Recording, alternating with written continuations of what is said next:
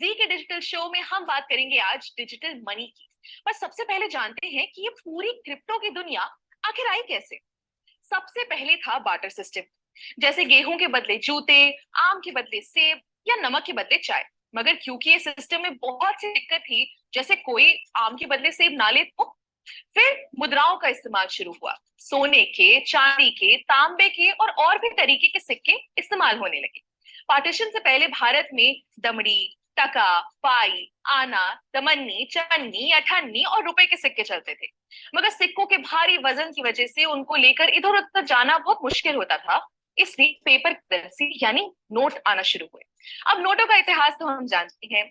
10,000 के बड़े बड़े नोट से शुरू होकर जो वॉलेट में भी ना आए, नोट छोटे से छोटे होते गए और अब तो ज्यादातर लोग बिना पेपर करेंसी के ही चलते हैं। आज 5-6 साल पहले किसी ने सोचा भी नहीं होगा कि सिर्फ एक क्यूआर कोड को स्कैन करके किसी को पैसे भेजे जा सकते हैं। मगर आज पेटीएम, गूगल पे, फोन पे हर दुकान नुक्कड़ पर मिल जाएगी। ऐसे ही मैं आपसे कहूं कि डिजिटल करेंसी की दुनिया दूर नहीं है, तो शायद आप भी विश्वास नहीं करेंगे। मगर 2009 से ही ये दुनिया शुरू हो चुकी है। शुरुआत में लोगों को इसके बारे में उतना पता नहीं था, मगर पिछले कुछ सालों में ये बहुत पॉपुलर हो गया है और आगे ये सिर्फ बढ़ेगा ही। मगर ये डिजिटल करेंसी या क्रिप्टो करेंसी होती क्या है?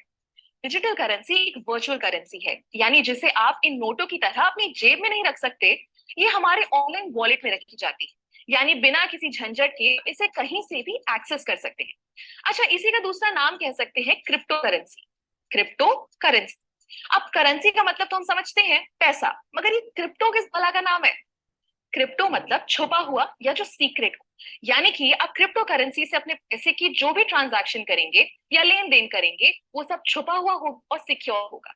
ये क्रिप्टो करेंसी का चलन 2009 में शुरू हुआ, जब सबसे पहली बार सातोशी नाकामोटो नाम के एक आदमी ने वर्चुअल करेंसी बनाई। अब इसका नाम हम सबने कहीं ना कहीं सुना ही है। जी हाँ, बिटकॉइन। बिटकॉइन आज की डेट में इतनी बड़ी क्रिप्टो करेंसी बन चुकी है कि आप मानेंगे नहीं कि कई बड़ी बड़ी कंपनीज आज बिटकॉइन से पेमेंट्स देती हैं। एक मजे की बात बताऊं, अगर आपने 2009 में एक बिटकॉइन खरीदा होता तो आज आपके पास बिना कुछ किए बैठे बिठाए करीब 16 लाख रुपए होते। मगर आज इथेरियम, डॉज कॉइन, टेथर जैसी 19,000 क्रिप्टो करेंसीज बन चुकी हैं। इन करेंसीज को हम खरीद सकते हैं, बेच सकते हैं और चाहे तो इनमें इन्वेस्ट भी कर सकते हैं। अब ये तो हम समझ गए कि क्रिप्टो करेंसी एक तरीके के ऐसे पैसे हैं जिन्हें हम छू नहीं सकते। मगर खरीदें या बेचेंगे, रोल कर रहा होगा क्या? जी नहीं, यही खास बात है क्रिप्टो करेंसी की। कोई थर्ड पार्टी जैसे कोई बैंक या कोई सरकार कंट्रोल नहीं करती, यानी कि ये डिसेंट्रलाइज्ड होता है। पूरा ट्रेडिशनल बैंकिंग सिस्टम को तोड़ते हुए क्रिप्टो की ट्रांजैक्शन सीधे एक वॉलेट से दूसरे वॉलेट में होती है।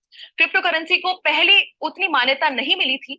भारत जैसे कई देशों में इसका इस्तेमाल बैन था, मगर धीरे धीरे बहुत से देशों में ये लीगल हो चुका है। मार्च 2020 में भी इंडिया ने क्रिप्टो करेंसी से बैन हटा दिया। यहाँ तक कि हमारी फाइनेंस मिनिस्टर निर्मला सीतारमन ने 2022 के बजट में डिजिटल रुपी लॉन्च करने की बात की है। जी हाँ, भारत की पहली डिजिटल करेंसी। आरबीआई द्वारा लॉन्च की गई ये करेंसी रुपए के बराबर होगी और इसे फिजिकल करेंसी से एक्सचेंज किया जा सकेगा। है ना कमाल की बात? दोस्तों, क्रिप्टो की ये दुनिया जितनी बड़ी है उतनी ही इंटरेस्टिंग भी है, तो इनके बारे में हम जितना जाने उतना कम रहेगा। अगली वीडियो में हम आपको